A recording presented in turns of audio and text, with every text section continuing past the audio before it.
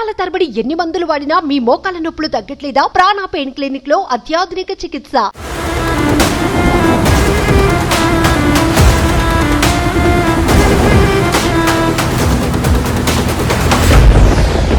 Welcome to Suman TV. Telugu రాష్ట్రాలకి మళ్ళీ భారీ వర్ష సూచన ఉన్నట్టుగా తెలుస్తుంది. ముఖ్యంగా తెలంగాణలో అనేక ప్రాంతాల్లో మోస్తరు వర్షాలు కురిసే అవకాశం కనిపిస్తుంది.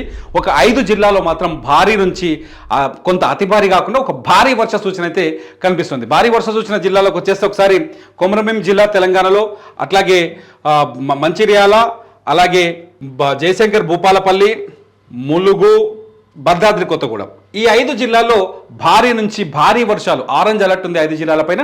ఈ 5 జిల్లాలకి భారీ వర్ష సూచన ఉన్నట్టుగా తెలుస్తుంది. రాత్రి హైదరాబాద్లో గట్టిగా పడ్డది వాన.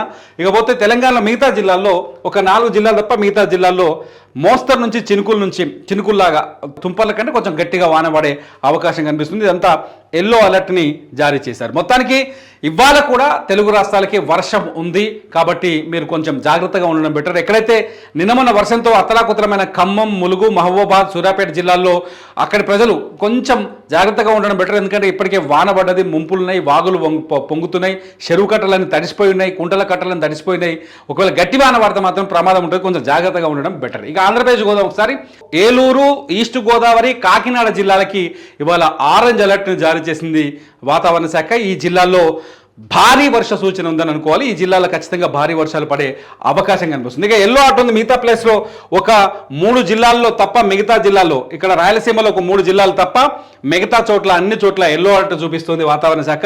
ఈ పసుపు రంగు హెచ్చరిక ఉన్న చోట స్వల్ప అంటే మోస్తరు వర్షాలు పడే అవకాశం ఉంది. ఇప్పటికే విజయవాడలో అనేక ప్రాంతాలు నీళ్ళలోనే ఉన్నాయి. బుడమేరు కుచించుకుపోవడం వల్ల నిన్న డిప్యూటీ సీఎం పవన్ కళ్యాణ్ చాలా స్పష్టంగా చెప్పారు.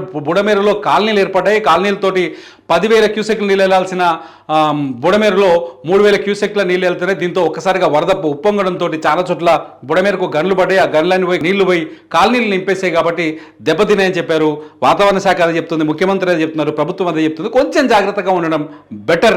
మళ్ళీ విజయవాడ మీద వర్షం పడొద్దని మనం కోరుకుందాం.